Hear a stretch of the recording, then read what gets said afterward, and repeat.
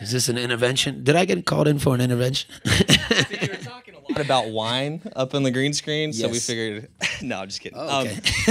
So with you just played your single for us, and I know that Pharrell is the one that connected you and Balvin, right? And so whenever he's like, okay, you know, Balvin's gonna blow up, you're gonna blow up, you guys should reconnect on this song, and you send him that song, and he immediately loves it. What's that feel like? Is that like, shit, I did it? Or is it like it's dope because, you know, even though I'm Cuban, both my parents are from Cuba, I'm not necessarily a reggaeton artist. So I kind of sent him the song just for approval, just like, you know, listen, I need your blessing. I'm doing something that has kind of a reggaeton feel on the hook. Like, is it legit or is it going to be whack or, you know, or what? Or tell me, you know, give me some feedback. And, you know, immediately he was like, my G, I love it. I want to be on it. Not the remix. I want to be on the original. And I was like, you know, that was super, you know, that was just validating, super gratifying. Right. Yeah, I was just like, man, that's really cool that he dug it so much he wanted to jump on it. Yeah. So. And one thing that I dig about your like we were talking in the back a little bit, respect, because I feel like in your music, just in your presence, like, you know, we're sitting here for like a rhythmic radio station, but I don't think that that's like the vibe in here at all. So it's like you don't really fit into like, you're not letting people fit you into this box. You're like, this is me. This is the type of music I like. Like we were talking about the Rolling Stones backstage, like both Ben one of our Harper, favorite, yeah. Sublime. And you play your music, and it's beautiful and organic. It is what it is. It's and just, I love it. You know, you know, everyone makes music or they should, because they love it and grew up listening to artists that inspired them. So I like to put all the artists that inspired me in each and every one of my songs, mix up genres, you know, blurred lines, run all over the place, and kind of it is what it is. It's a fusion, you know. The melting pot. Yeah. Kind of like you're from Miami. Yes, right? sir. It's kind of like the Miami culture, right? Absolutely. Miami's such a diverse place full of so many different, you know, cultures and people and tastes and flavors. So it's kind of what I do with my music. Yeah, no, and that comes through. It like feels real and raw and organic. But I feel like on all of these radio stops, it's like, so Cris, how's it feel to have, you know, like a hit on the radio? So I just want to ask you a few questions that maybe, you know, like get to know you questions that aren't revolved like around your music. So what? Oh, was that too real? Was that too raw?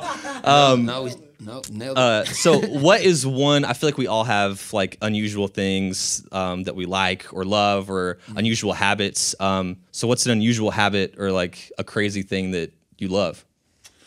I don't know how crazy we want to reveal here.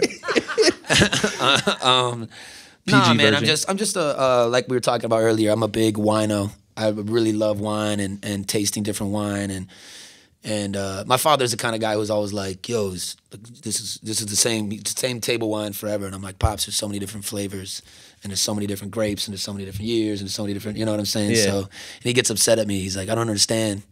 You're paying $60 on a bottle, $80 a bottle, you drink it and you piss it, and then there's your money. He's like, you're literally pissing money away. And I'm like, well, it's about the experience, and it's about who you share the wine with.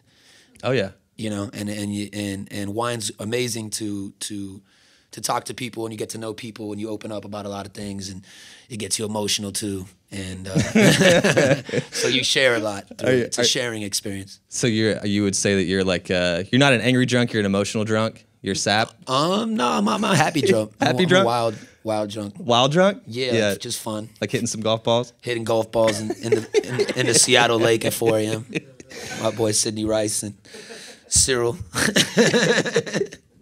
By the way, that's my friend from Paris. Everybody came all the way out to roll with me. He actually he creates all these stones that I wear, and that's you were thing. talking about these were your stones earlier, and like they have really good energy. You want to dive into that a little bit, or is this what it is? You know, he became. I met Aaron through Cyril through Pharrell, and he's you know.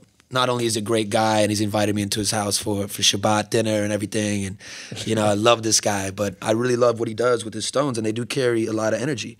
All the different stones, you know, carry such energy, especially when you wear them for a while. It kind of soaks into you, and that's the really story with that. And you guys know Karl Lagerfeld, the great, you know, who just passed. He was always wearing one of Aaron's, Aaron Josh Stone, beads with him. So it's cool. It's cool just to have him here, and he rolls around with me. And he came on this run with me just to see what it's like, what I go through, schlepping around all the cities, and just kind of see the life. And so it's cool. It's cool to have him here today. It's cool, man. Welcome.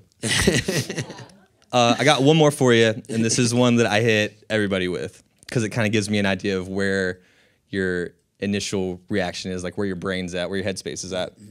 If you could have a gigantic billboard anywhere in the world, where would it be and what would it say? Probably be in London, somewhere. I don't know why. I like London. I like London, and I had a billboard of an upcoming action movie starring me and Danny DeVito.